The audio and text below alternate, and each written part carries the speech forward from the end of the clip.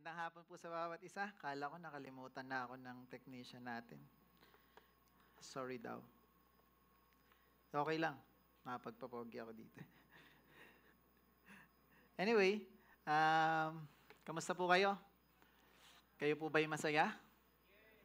Sa gera? Gera kasi ngayon no? Yung Iran tsaka Iraq, hindi ko alam kung totoong okay na sila pero maraming natatakot kasi baka daw maging World War II, no? World War III, no? Pero dapat tayo mga mananampalataya, hindi tayo natatakot kahit anong mangyari. Amen? Sabi sa Bible, huwag kayo matakot mamatay. Bakit? Galing ka sa alabok. Kaya sa alabok, ikaw ay, ang ibig sabihin lang nun, mamamatay tayong lahat.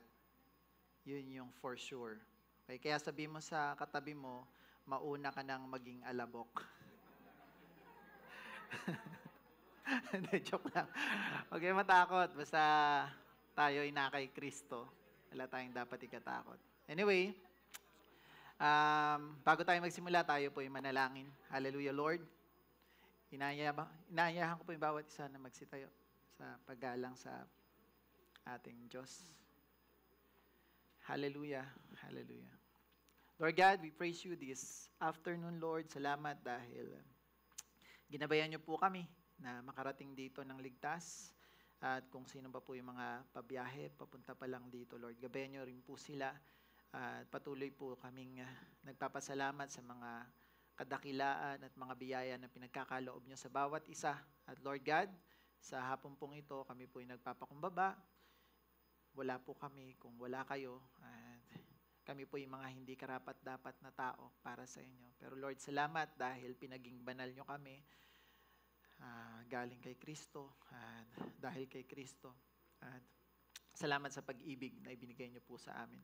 Lord God, patuloy po na buksan nyo po ang aming mga puso't isipan upang marinig po namin ang mga salita na nanggagaling sa inyo, maintindihan namin at mai-apply po namin sa buhay namin. Lord, kayo po ang aming papapurihan at sasambahin. Itago niyo po ako sa inyong likuran upang kayo po ang mahayag at makita ng mga tao. In Jesus' name we pray. Amen. Sige po, tayo magsisiyo po. Dahil sa nangyayaring gera na naiisip natin lagi yung sabi nung iba, ito yung madalas ko naririnig simula pa bata ako. I don't know kung narinig nyo na to. Yung salitang walang mananalo sa Israel kasi blines sila ni Lord. Pinangakuan sila ng panghabang buhay na pagpapala. Narinig nyo na ba yon? Narinig nyo ba yon? Ha? Wala, ano yan, lahat ng blessing dyan sa Israel, bayan ng Diyos yan eh. Bayan ni Kristo yan eh. Bayan yan ng Diyos. Kaya lahat ng blessing dyan. Pinangako kay Abraham na pagpapalain ang kanyang lahi. Ano ba yung lahi ni Abraham? Israelites. Mga Jewish. Mga Jews. 8 o'clock, joke lang. Pero gusto kong maunawaan nyo na may pangako kay Abraham. Diniscuss yan ng mga pastor natin dito. Ang tawag dyan ay Abrahamic Covenant. Ngayong hapon, pag-uusapan natin yung continuation ng series ng Love is a Covenant. And I want you to understand this covenant na binigay ng Diyos between kay Abraham at sa kanya at sa Diyos. Merong covenant kay Abraham. Nasaan ba si Pastor Vince? Diniscuss na to maraming beses ng mga pastor natin dito and I hope na alala nyo. No? Sino sa inyo nakakaalala ng Abrahamic covenant? Ito yung pag-uusapan natin ngayon eh. Abrahamic covenant. Na-remember nyo ba? Yes. Yung pangako ng Diyos, covenant is like a promise. No? It's like a vow. Yan, yung mga synonyms niyan. Ang covenant ay pangako at merong Abrahamic covenant, pangako ng Diyos kay Abraham. Naintindihan niyo ba? Para mas maintindihan natin, ang pag-uusapan natin ngayong hapon ay start. Yan. Nakalimutan ko to Paano nga to gamitin? Oops. Ano ba to? Play. Yan. The true everlasting covenant. Yung everlasting covenant na yan, it's a promise to Abraham. No? Katulad nung binasa natin kanina sa Genesis 17, sabi diyan, I will establish my covenant as an everlasting covenant. Walang katapusang covenant between me and you and your descendants after you for the generations to come, to be your God and the God of your descendants after you. The whole land of Canaan, where you now reside as a foreigner, I will give as an everlasting possession to you and your descendants after you, and I will be their God. Then God said to Abraham, as for you, you must keep my covenant, you and your descendants after you for the generation to come. Now, I want you to understand na hindi ko naman sinasabing mali yung translation ng NIV, pero I study this verse. This verse, ang ginamit na salita dyan ay descendants. You see the descendants? Nakikita niyo ba yung descendants? Sa pangatlong line ng paragraph, ng verse, descendants yung ginamit. You know the right word na ginamit dyan? It's seed. Seed. There's no S, kundi seed. Okay? Everlasting covenant was given to Abraham and his seed, not seeds. Yung descendant na nabasa nyo kanina sa Greek translation, the original translation, ang ginamit doon ay saraka. Saraka. Hebrew word ito. Sorry, hindi Greek. Hebrew word. Na ang ibig sabihin ay seed. Hindi seeds, kundi seed. Yung pangako na yan, magsisimula sa seed. The descendant after you. The seed.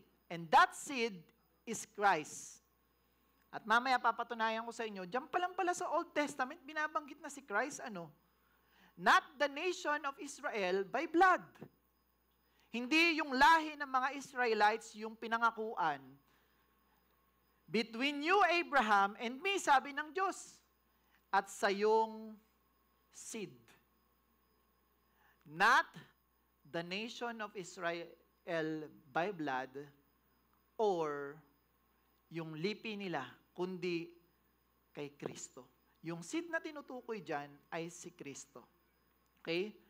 Bakit ko ito pinapaliwanag sa inyo? Para maunawaan ninyo na simula pa sa Paul, simula pa sa simula. This is Genesis 17, the first book of the Bible. Pinangako na yung darating na tagapagligtas at Mesaya. Now, maraming mga preacher, yung pre-preach na yung everlasting covenant ay for the Jews only. For the Jewish people. Kasi si Abraham ay Jewish. Without Christ. This everlasting covenant is for the Jewish people, pero wala si Kristo. Pag pumunta kayo sa Israel, maraming mga tao doon. hindi naniniwala kay Kristo.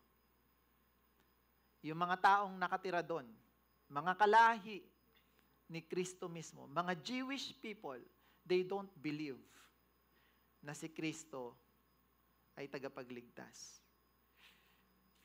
At maraming nagsasabi sa akin nung bata ako, alam mo kung bakit bless yung bansa natin?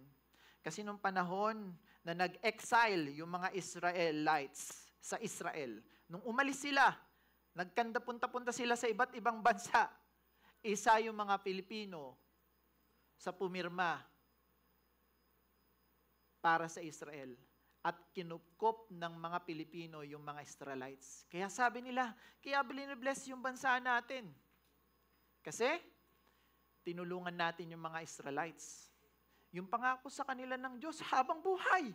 This is the everlasting covenant. Maririnig niyo yan siguro. Lalo na pag nag-search kayo sa internet. Maraming mga haka-haka kung bakit hindi natatalo yung Israel sa gera.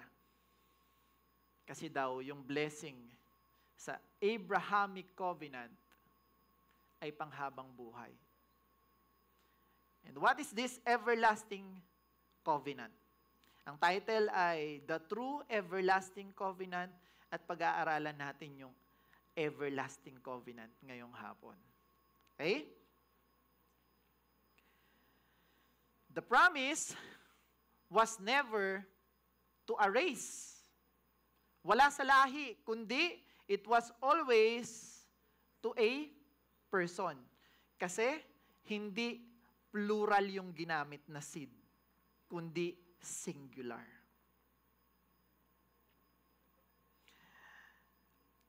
The old covenant was cut off. Ano yung cut off? Sinuway. Hindi sinunod.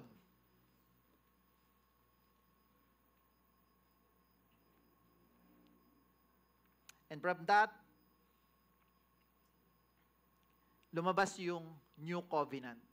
Ito yung New Testament na binabasa natin ngayon. Yung sinabi ni Kristo na this is my blood. And through this blood is a new covenant. Pag-aralan pa natin mas malalim. The Old Testament itself says Israelites, the people of Israel, the people of God, broke the covenant. Anong sabi diyan sa verse? The earth, sabi dito sa Isaiah 24:5, this is clear. May covenant, may promise, may pinagawa kay Abraham. Sabi niya, kailangan sumunod kayo. Keep my covenant. Keep this covenant. Magpa-circumcise kayo. Inutusan niya si Abraham. Pag binasa niyo yung Genesis 17, merong kalakip na pagsunod dun sa covenant ng pagpapala. Sa lahi, yun yung sinasabi. Ang problema, kinut off nila. Hindi nila sinunod. Ito, basahin natin. The earth also is defiled under the inhabitants thereof, because they have transgressed. Ano yung transgress? Disobey the law. Yung law na binigay ng Diyos para mangyari yung covenant. Anong ginawa nila? They transgress. They disobey. Change the ordinance, broken the everlasting. Oh, ito na. Kanino pinangako yung everlasting covenant? Kay Abraham. Anong ginawa nila sa everlasting covenant? They broke it.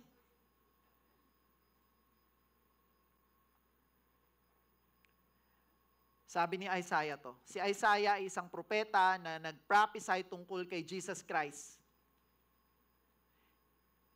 Sinabi niya dito, mga nag-disobey yung tao. Kaya merong darating na tagapagligtas. Pag binasa mo yung Isaiah, most likely, halos lahat tungkol kay Jesus Christ. At sinabi niya to, yung mga tao That time, Old Testament time. That's Isaiah. Di ba? Isaiah yan, Old Testament. Ang sinasabi niya dyan na nag-disobey, yung sinasabi niya dyan na nag-transcend, transgress, yung sinasabi niyang nag-broke ng everlasting covenant ay mga Israelites, mga Jews, mga Jewish people. Naintindihan niyo ba? Pagdating dito sa verse ng Isaiah 61:8, basahin natin. The earth also, for I, the Lord, love justice. I hate robbery and wrongdoings. In my faithfulness, I will reward my people, and I will make an everlasting covenant with them. Isaiah and Hebrews na mga book sa Bible, nagko-confirm ng panibagong covenant. Later, pag-usapan natin yung sa Hebrew na book. Pero itong sa Isaiah, pagkatapos ng 24, may 25, 26, 27, 28, 29 ng Isaiah. Tapos pagdating sa 61, sinabi dito, nagagawa siya ng bago. I will make an everlasting covenant with them. Kasi siya yung Diyos na mapagmahal at just. Ayaw niya ng robbery tsaka ng wrongdoings. In my faithfulness, dahil faithful ako, yung pangako ko nung unang panahon na hindi naman sinunod ng mga tao. Sipin mo. I will reward my people and I will make an everlasting covenant with them.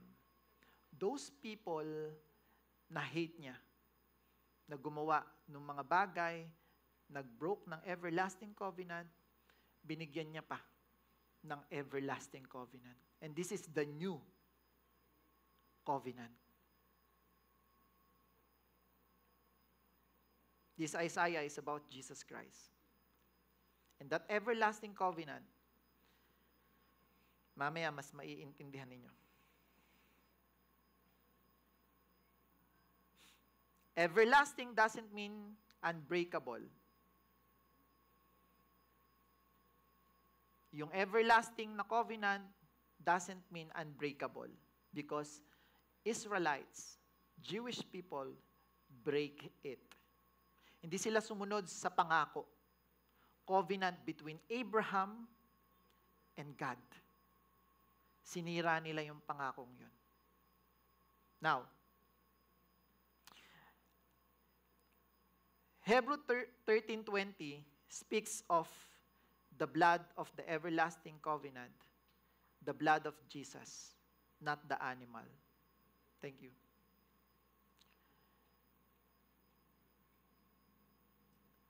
Now, may the God of peace, who through the blood of the eternal covenant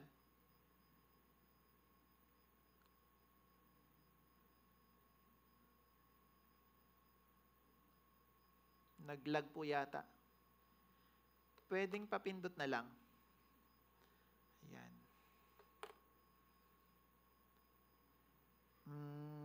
Sabi dito sa Hebrew 13, naputol dun sa PowerPoint. Now, may the God of peace, sabi dito sa Hebrew 13:20, who through the blood of the eternal covenant or everlasting covenant brought back from the dead our Lord Jesus, the great shepherd of the sheep.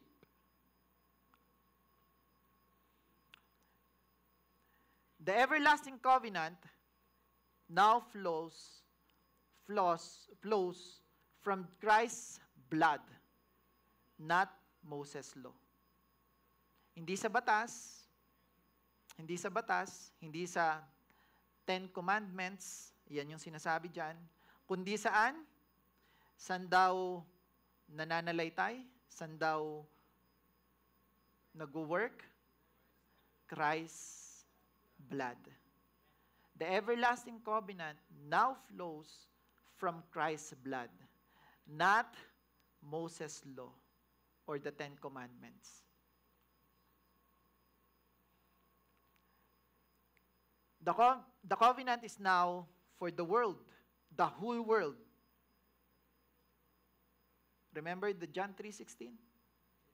For God so loved the world that He gave His only begotten Son. For God so loved the world. It's not Israelites. Hindi sinabi doon na for God so loved the Jewish people. Kundi sinabi doon, for God so loved the world. So, yung covenant ay sa world, para sa world. It's no longer Jews only. It's all who believe in Jesus. Kaya may verse sa Bible, wala ng mga Hudyo at wala ng mga hintil. Ano yung hintil? Mga tao na hindi Hudyo, mga foreigner, mga hindi kalahi ng mga Hudyo, hintil, at kasama tayo doon. And this covenant na pinag-uusapan natin, hindi lang to para sa mga Jews, sa mga Jewish people, hindi para sa mga taga-Israelites. This everlasting covenant na hindi sinunod ng mga Jewish people,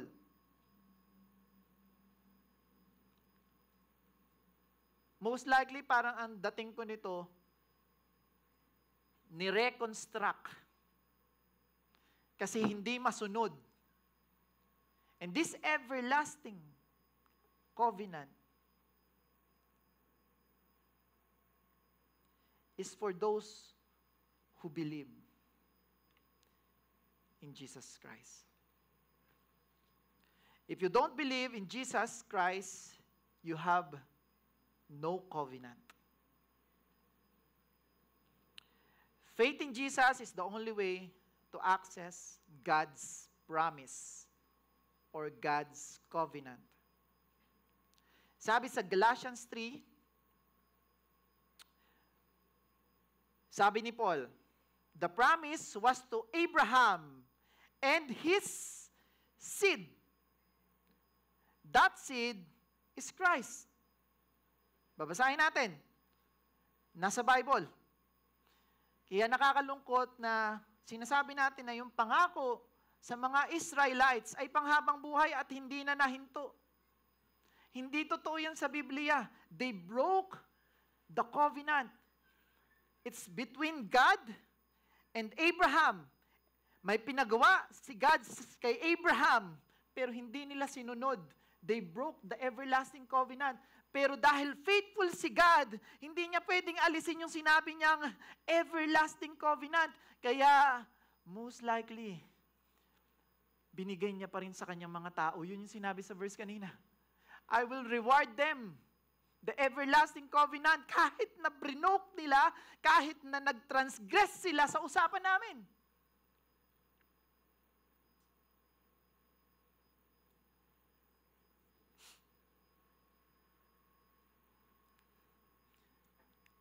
Blood is a covenant. We're talking about the everlasting covenant. And this everlasting covenant, the fulfillment of this is Jesus Christ. I want you to know, there's no other covenant. There's no other everlasting covenant kundi yung new covenant na pinag-uusapan natin ngayon. Let's read.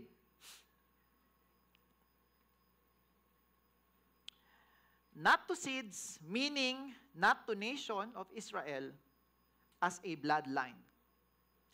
Galatians 3:16 to 21, sabi diyan, sa 16 po muna. The promise were spoken to Abraham and to his seed.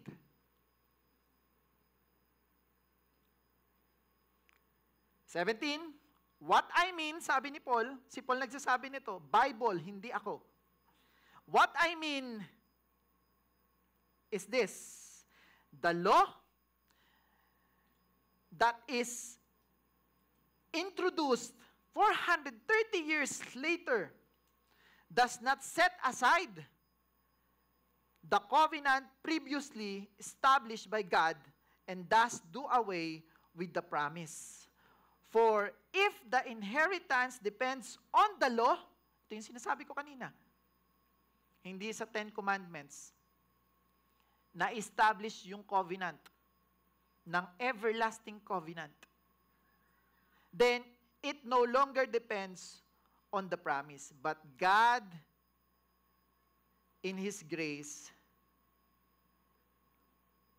gave it to Abraham through a promise. Why then was the law given at all? It was added because of transgression until the seed ulit yung ginamit, to whom the promise referred had come. The law was given through angels and entrusted to a mediator. A mediator, whoever, implies more than one party, but God is one. Sino tong mediator na tinutukoy dito? Si Jesus Christ. Balikan natin yung Galatians 3:16. Naputol po yun eh. Pwede bang palabas ninyo yung Galatians 3:16? Hindi ko alam kung nasadyang naputol o ako'y nagputol. Basahin natin yan. It's from the Bible. You can read it also. Ano yung Abrahamic covenant? It's the everlasting covenant. Ano yung pinapangako sa kanya? Basahin natin. Sabi ni Paul, "The promise were spoken to Abraham and to his seed. Scripture does not say, and to seeds." Meaning, many people. But, anong ginamit na salita? "And to your seed." You and your seed, sabi ng Diyos kay Abraham. You and your seed, not descendants. Mali yung pagkakatranslate sa NIV version. Kasi nung pinag-aralan ko yan sa Greek, seed yung ginamit. Hindi descendants. Hindi lahi ni Abraham, mga Israelites, hindi mga Jewish, kundi isang tao ang pinag-uusapan dito. Yung Abrahamic covenant, para sa isang tao, simula pa lang sa panahon ni Abraham, nangako na yung Diyos patungkol sa Messiah. Sino tong Messiah? The mediator between the transgressor, the transgressioner, the transgressor and God. The mediator is this seed, Jesus Christ. I want you to know, yung pangako kay Abraham, si Kristo.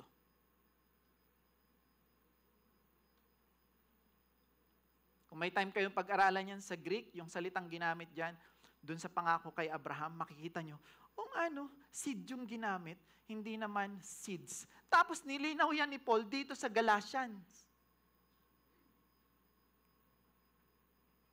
Meaning, one person. Who? Christ. Yan ang sabi sa Galatians 3:16. Naintindihan nyo ba? The Abrahamic covenant was for Jesus and those in Him.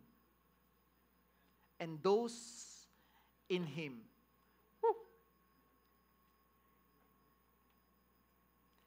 Yung blessing sa mga Jewish people,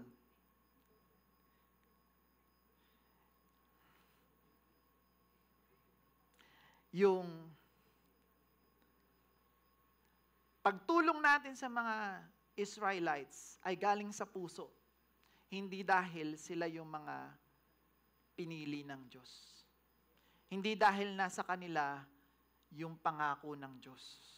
Yung pangako ay na kay Kristo at sa mga taong nakikiisa sa Kanya. Ang pangako kay Abraham, pagpapalain ko ang lahi mo. Sinong lahi ba yun? Bibigyan ko sila ng everlasting covenant.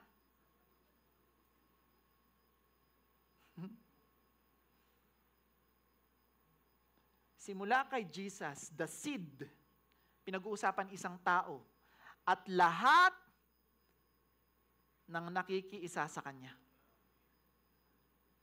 Naintindihan nyo ba to? Naintindihan nyo ba? Kaya pag may nagsabi sa inyo, ito yung naturo sa akin ng bata ako eh. Yung mga Israelites, kaya yan mayayaman, kaya magagaling yan, kasi pinagpala talaga sila. Hanggang bago ko pinag-aralan to, ganun pa rin yung pagkakaintindi ko. Sinasabi ko pa rin sa mga tao, hindi matatalo yung mga Israelita. Kasi pinangakuan yan sila ng everlasting covenant ng Diyos. Pagpapala ng walang hanggan. Galing dun sa everlasting covenant na pinag-uusapan natin ngayon. Pero now, I understand, this everlasting covenant is not only for them. This is for Jesus. And those people na nakikiisa sa Kanya. Hindi ba kayo masaya? Palakpakan nyo nga yung Diyos.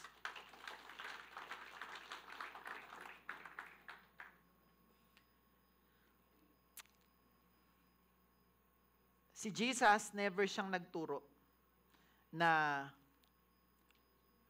i-bless mo yung mga Jewish at i-bless din kita. I-bless mo yung mga Jews, i-bless mo yung mga Israelites, at bibigyan pa kita ng blessing. Kaya huwag kayong maniwala kung bakit pinagpapala yung mga mananampalataya o yung bansa natin dahil tinulungan natin yung mga Israelites. Haka-haka lang yun at hindi yun biblical. Kaya tayo pinagpapala kasi mananampalataya ka ni Kristo. Palakpakan mo yung Diyos. Hindi ka hinawaan ng mga Jewish. Hindi ka hinawaan. Hindi galing sa mga Jewish people yung pagpapala. Hindi rin dahil sa pagtulong sa kanila. Kung tutulungan man natin sila, dahil yun sa pagmamahal natin. Pero hindi dahil meron tayong gustong makuha galing sa kanila. Yung blessing ay hindi nanggagaling sa pagtulong sa mga taong yun. Hindi ako galit sa mga Jewish people. Gusto ko lang intindihin ninyo. Gusto kong maintindihan ninyo na hindi ganun yung sinasabi ng Biblia.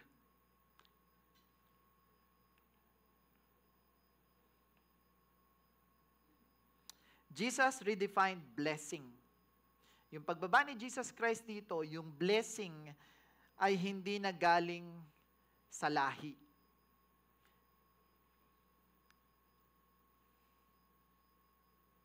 Sinabi ni Kristo na yung pagpapala, everlasting covenant, is based on righteousness. Saan natin matatagpuan yung righteousness? Hindi mo kaya yun. Yung pakikipag-isa kay Kristo, yung magbibigay sa'yo ng righteousness.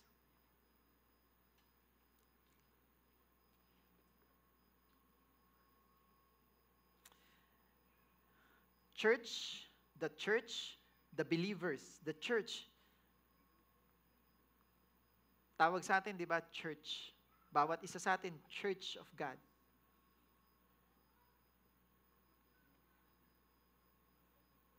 Hindi natin pinalitan yung mga Israelites. No. Hindi yun yung sinasabi ko dito. Yung pagpapala na para sa kanila, hindi natin sila pinalitan doon tapos tayo yung sumalo. Hindi ganun yung ginawa ni Jesus Christ. Actually, it surpassed it. Hindi pinalitan. Nahigitan. Alam niyo kung bakit?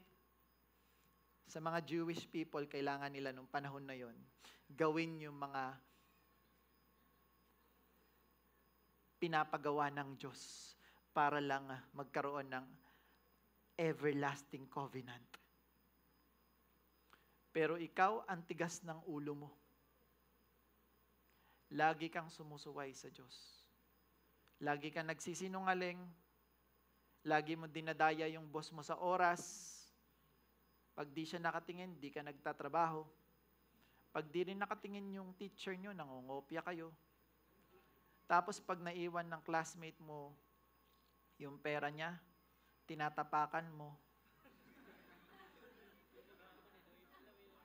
hanap siya ng hanap, ikaw patay mali siya. Kunwari, hindi mo nakita, hindi mo pa rin nakikita, tol. Nung tumalikod yung classmate mo, kinuha mo ngayon. Kawawa ka naman, tol. Mahirap talaga hanapin yan, lalo na pag nagtatago. Pag di na naalala ng mama mo yung sukli, hindi mo na isinusole, tapos pag tinanong ka, nasan yung sukli kahapon? Ay, oo nga pala ma, nakalimutan ko ito mo. Tsaka mo lang binabalik pag tinanong.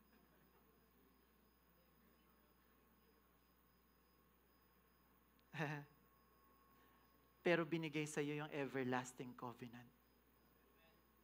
Binigay sa iyo ng walang kahirap-hirap.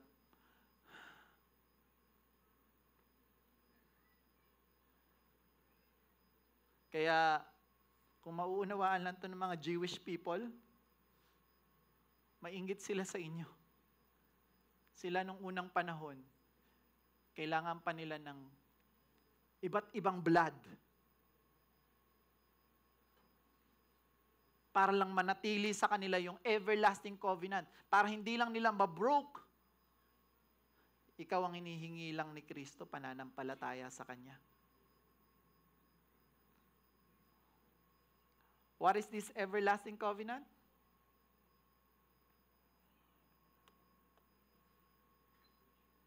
What's this? Alam mo yung pinakamagandang mangyari sa buhay ng isang tao? Yung hindi na siya mamatay. And it's a big blessing. Parang feeling mo, di ba? Parang pag mamamatay ka, yun ang ending di ba? Parang, kawawa naman ako. Pag mamamatay ka na nga, halimbawa, sasabihin ko, may nakagawa ka ng krimen, tapos bibitayin ka na. Yung mga binibitay, di ba, parang awang-awa sila sa sarili nila. Baliw lang yung nakangiti bago bitayin Pero yung may mga katinuan yung isipan, pag bibitayin sila, talagang sobrang lungkot na lungkot sila. Pwede bang huwag niyo na ako patayin? Tapos sasabihin sa'yo, sige, hindi ka napapatayin. Bibigyan ka pa ng buhay na walang hanggan.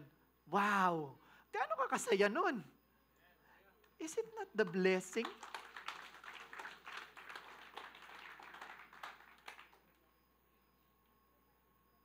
Hindi ko alam kung nauunawaan niyo itong sinasabi ko ngayon. That everlasting covenant is your salvation.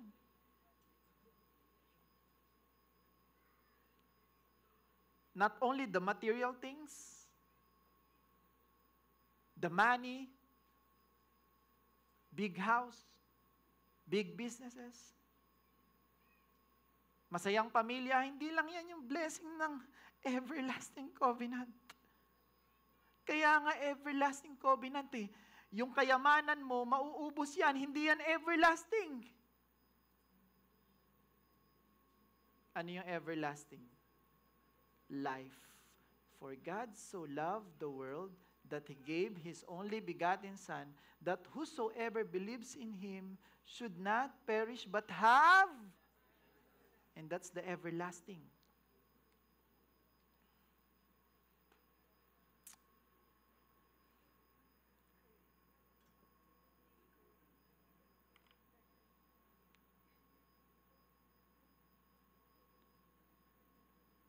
We are not an Old Testament Jews.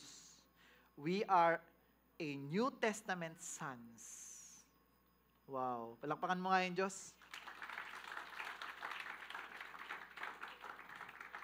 Anak ka, hindi ka anak ni Abraham sa kanyang Old Testament, sa Old Covenant. Anak ka ng Diyos sa New Testament, sa New Covenant. Naintindihan niyo ba?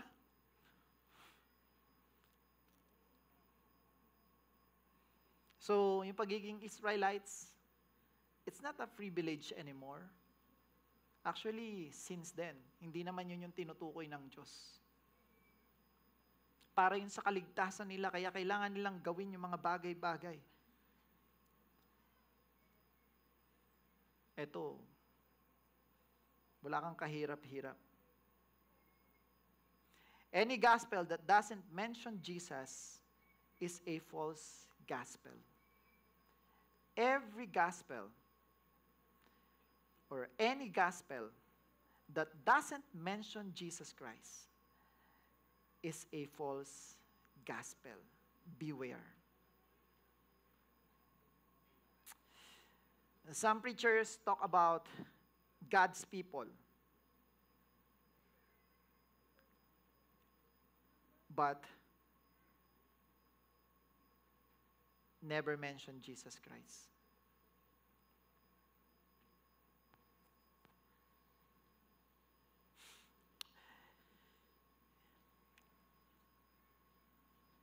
If our pastor here sa CLCC doesn't lift Jesus Christ, it's not the gospel. Pag hindi nila kayang ibida si Jesus Christ, it's not the right gospel. It's the false gospel. Kung wala si Jesus Christ sa sinasabi ng mga pastor, hindi nananampalataya kay Kristo, it's a false gospel. Naintindihan? Kasi simulat sa Paul, simula pa kay Abraham, napangako, nandun na si Jesus Christ.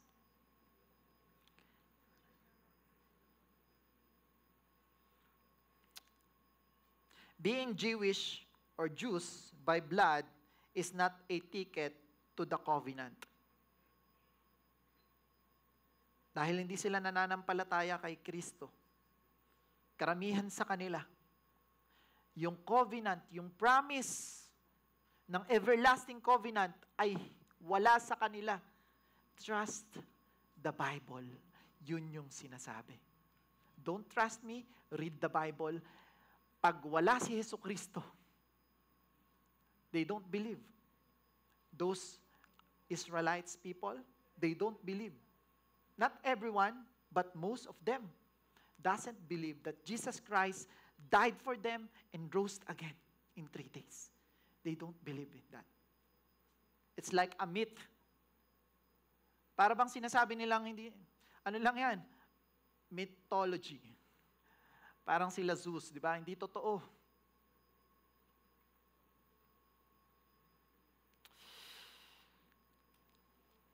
Without Christ, you are out. Even if you're a physical descendant of Abraham. Kahit pa apo-apuhang ka sa tuhod ni Abraham, kung wala si Kristo,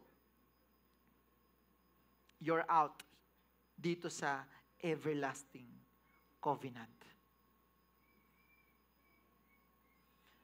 No Christ, no covenant, no exceptions.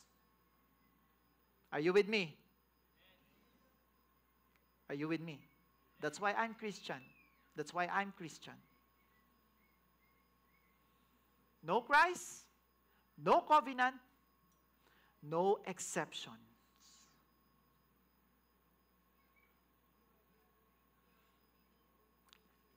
Many Christians says, I know God loves me, but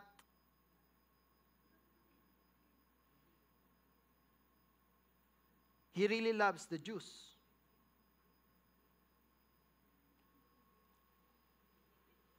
Alam ko mahal ako ng Diyos, pero mas mahal ng Diyos yung mga Jewish people.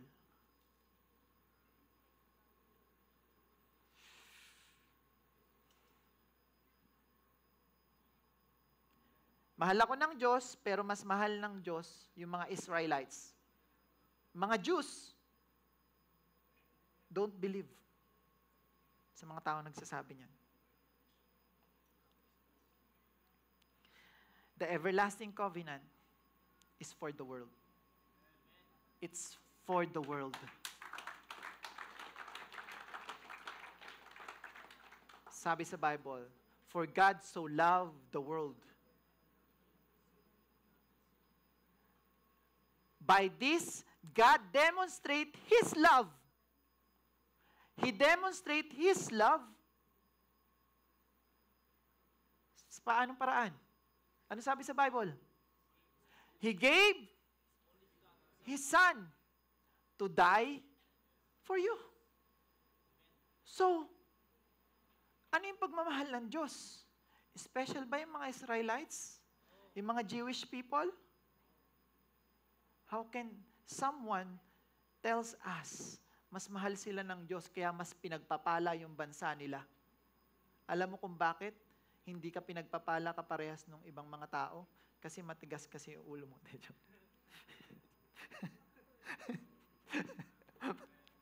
Amen? Palakpakan mo yung sarili mo. Sa katagasan ng ulo mo. Gusto mong pagpalain ni Lord? Trust Jesus Christ. Believe. Don't trust human. Foolish is the man who trusts man. Tao ka ba, JV? Tao ka? Huwag ka magtiwala sa tao. Tao ka. Huwag ka magtiwala sa sarili mo. Kayang sampalin ng kanang kamay mo yung kaliwang kamay mo. Tama? Minsan, pag naiinis ka nga sa sarili mo, sinusuntok mo.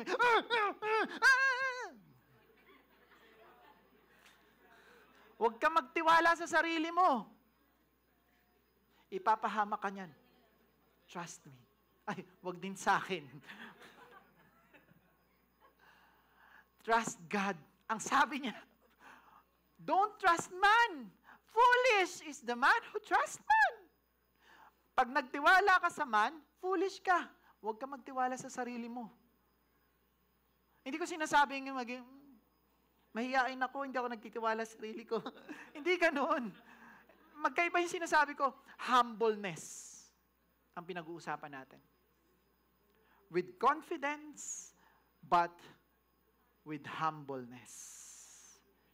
Ano yun? I cannot do anything without, but I can do all things through.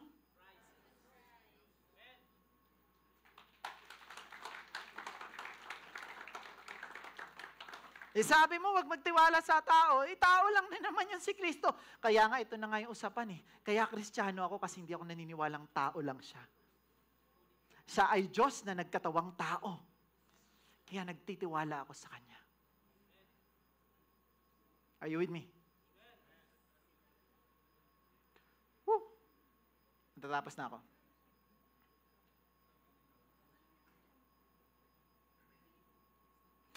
Don't exalt a people above the person of Christ. The true everlasting covenant is not the Old Testament or Old Covenant with Israel. That's not the everlasting covenant. That's not the everlasting covenant. It is the new covenant through who? That's the everlasting covenant. Ano ibibigay sa'yo ni Kristo? Ano? Everlasting life. Everlasting? That's the everlasting covenant. That's the everlasting life. That's the everlasting promise of God. Eternal life through Christ. Jesus Christ is everything sa pasimula hanggang ngayon. Nandoon siya at siya lang talaga yung ipinapangako ng Diyos. He is everything. He is the covenant. He is the promise. He is the only way to the Father. I am the way, the truth, and the life. No one comes to the Father except through being an Israelites? No. Except through Christ. Hindi lahi, kundi isa. na tagapagligtas at Panginoon ng bawat mananampalataya. Abrahamic covenant is all about our salvation through Jesus Christ. And I want you to know, as I study the Bible, I am so amazed. I'm not worthy of it. Sa ibang mga religion, hindi ina-allowed magbasa ng Bible yung ibang mga tao. Yung mga pari lang, yung mga pastor lang, yung mga ministro lang, yung mga leader lang nila. Yung ina-allowed nila, yung mga deacons, mga leaders ng church, yung ina-allowed na magbasa.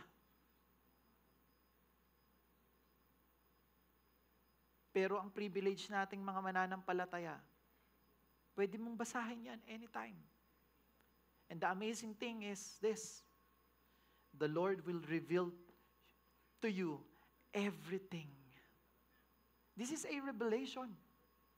The everlasting promise na kiniklaim ng mga Israelites, na sila yung pinagpalang bayan dahil sila yung bayan ng Diyos, ay hindi totoo. Maaring maganda yung pamumuhay nila doon, marami silang pera, magaganda yung negosyo nila. Most of them are globalist people, mga kumokontrol sa ekonomiya ng mundo. Pero kung dadalhin naman sila nung pagtitiwala nila sa sarili nila sa dagat-dagatang apoy, kawawa sila. Aanhin mo pa yung yaman ng mundo kung yung kaluluwa mo naman ay susunugin. Ha? Bakit kailangan nating mainggit? Bakit kailangan natin silang i-uplift without Jesus Christ? No exception, no covenant, no everlasting promise, no everlasting life. Ang pagmamahal ng Diyos sa bawat isa, mga kapatid, mapapatunayan mo dito sa everlasting covenant. And this everlasting covenant is the salvation. Sana naunawaan nyo at lumakas yung loob nyo. Mamamatay tayong lahat. Katulad ng sabi ko, mauna na lang kayo. Kung mamamatay kayo bukas, bakit di pa ngayon? I want to ask you a question. Kung mamamatay ka bukas, anong gagawin mo? Marami siguro magsasabi sa inyo, mananalangin na lang ako. Magpupuri na lang ako. Bakit? Kasi takot kang mamatay sa dagat-dagatang apoy. So it's a big blessing. It's the ultimate blessing. It's the everlasting blessing kung magkakaroon ka nung salvation. Kanino makukuha yung salvation? No other than Jesus Christ. The only way, the truth, and the life. No one comes to the Father except through. That's our faith. It must be your faith.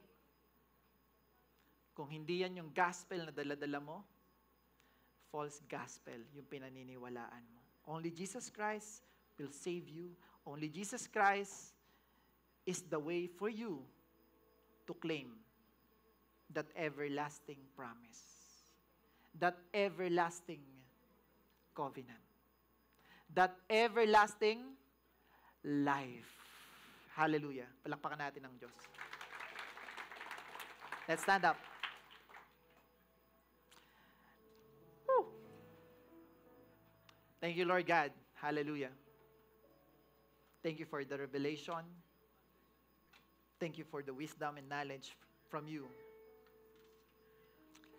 Alam po namin, O Diyos, na sinamahan niyo po kami sa amin pong pag-uusap tungkol sa inyong salita.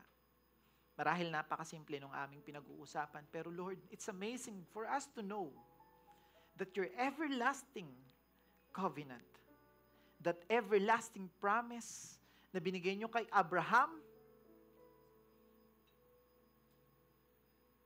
ay ibinigay niyo rin po sa amin. sa lahat ng nananampalataya kay Kristo at nakikiisa kay Kristo.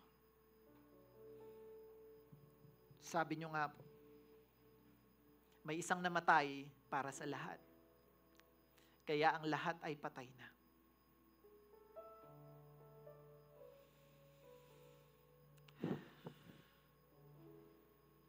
Kaya wala nang nabubuhay para sa sarili niya. Ang lahat ay nabubuhay para sa isang namatay.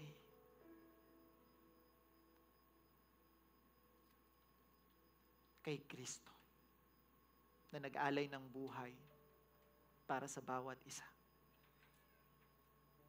Simula ngayong araw, O Diyos, patuloy niyong ipaalala sa amin na hindi na kami namumuhay sa sarili lang namin. Kaming mga mananampalataya ay namumuhay para kay Kristo. Nang sa gayon, maraming tao yung makaalam nitong pinag-usapan naming everlasting covenant. Maraming tao yung makaintindi kung bakit kami nagpupuri at nagpapasalamat ng husto sa inyo sa pagmamahal nyo sa pamamagitan ni Kristo na nag-alay ng buhay sa amin.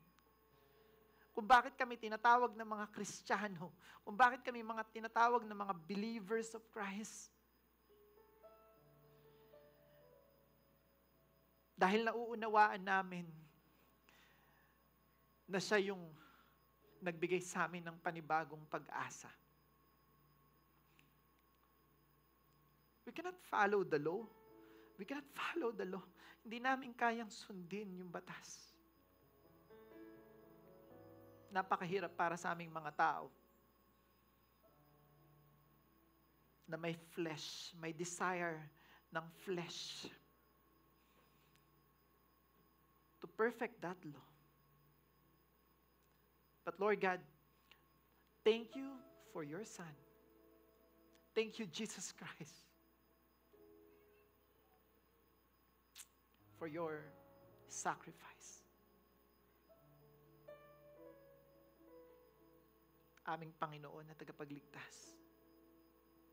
Kami po'y mananampalataya bilang isang iglesia.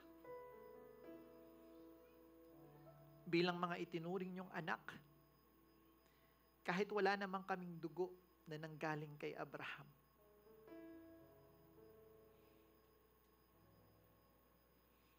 Di naman kami direct descendants ni Abraham. Pero naniniwala kami na si Kristo yung magbibigay sa amin ng everlasting life. And this life, the everlasting life, Lord, yung everlasting covenant na ipinangako nyo simula pa sa panahon na mabuhay pa si Abraham. Lord God, we thank you for your grace, for your love.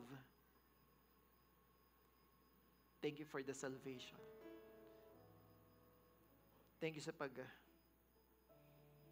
bibigay sa amin ng pag-ibig.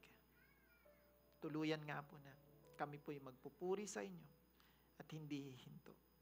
Patuloy na magpapasalamat at dadakilain ang pangalan niyo.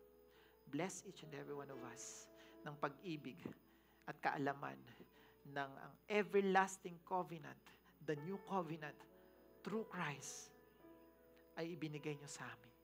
Salamat, O Diyos. Salamat. In Jesus' name we pray.